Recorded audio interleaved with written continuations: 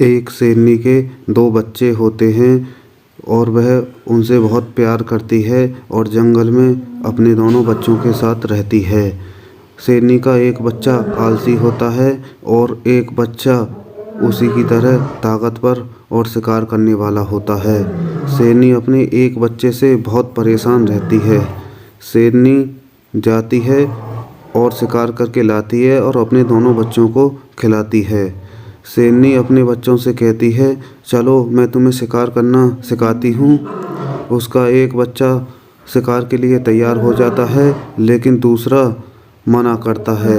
शेरनी समय बीतता है और शेरनी के बच्चे बड़े हो जाते हैं। शेरनी अपने दोनों बच्चों से कहती है, चलो आज तीनों शिकार करने चलते हैं, लेकिन उसका एक आलसी बेटा शिकार करने से मना कर देता है और कह देता है कि तुम शिकार करके यहीं ले आना, मैं यहीं पे खा लूँगी। शेरनी बहुत गुस्सा होती है, लेकिन फिर बाद में शिकार करने चली जाती है। शेरनी अपने बेटे के साथ एक हाथी का शिकार करती है और उसे नीचे धरती में गिरा लेती है और मार के फाड़ने लगती है। शेरनी उस हाथी को मार देती है और अपने दूसरे बेटे से कहती है कि इसे अपने दूसरे बेटे के साथ मिल बांट के खाएंगे। शेरनी उस हाथी को अपने तीसरे बेटे के पास ले आती है और तीनों मिलकर उस हथनी को मिल बांट के खाते हैं। और शेरनी कहती है कि बेटा अब तू भी चला कर, लेकिन वो मना कर देता है। समय बीतता है और शेरनी बूढ़ी हो जाती है। एक दिन शेरनी हाथी का शिकार करने के लिए जाती है, लेकिन वह ज़्यादा बूढ़ी हो जाती है, इसलिए शेरनी मारी जाती है और हाथी उसे कुचल के वहाँ से भाग जाता है। और इस तरह शेरनी की एक दर्दनाक मौत हो जाती है। शेरनी की मौत का जब उसके दोनों बेटों को पता चलता है तो वह बहुत गुस्सा होते हैं। उसका एक बेटा दूसरे से कहता है, चल माँ की मौत का बदला लेंगे, लेकिन वो आलसी शेर कहता है, नहीं रहने दो, कोई बात नहीं, जो हो गया सो हो गया। शेरनी का दूसरा बेटा वहाँ से जाता है और हथनी को मारने के लिए उसे ढूंढने लगता है। शेरनी के दूसरे बेटे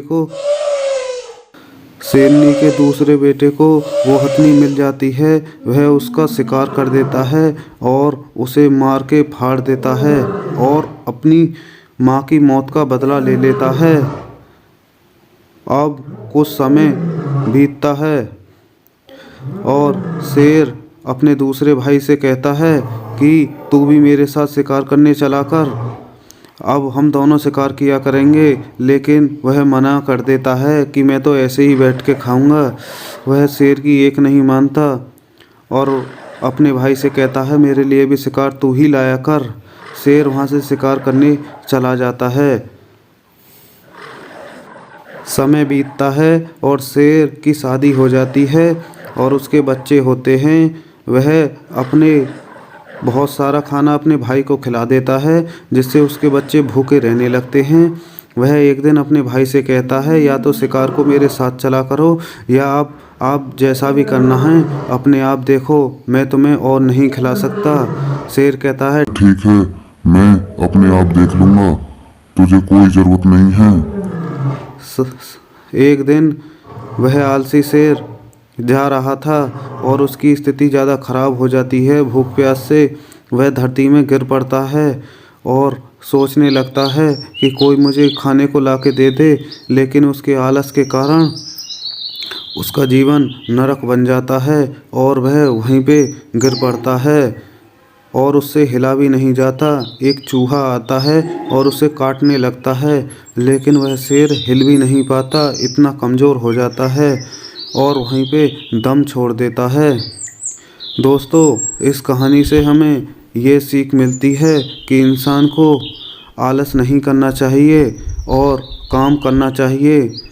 जब वह काम करेगा तभी कुछ तरक्की कर सकता है, वरना इस शेर की तरह वह भी ऐसे ही मारा जाएगा। हमें कभी भी आलस नहीं करना चाहिए और अपना कर्म करते रहना चाहिए, जिससे कि हमें कभी कोई विपदा का सामना नहीं करना पड़े।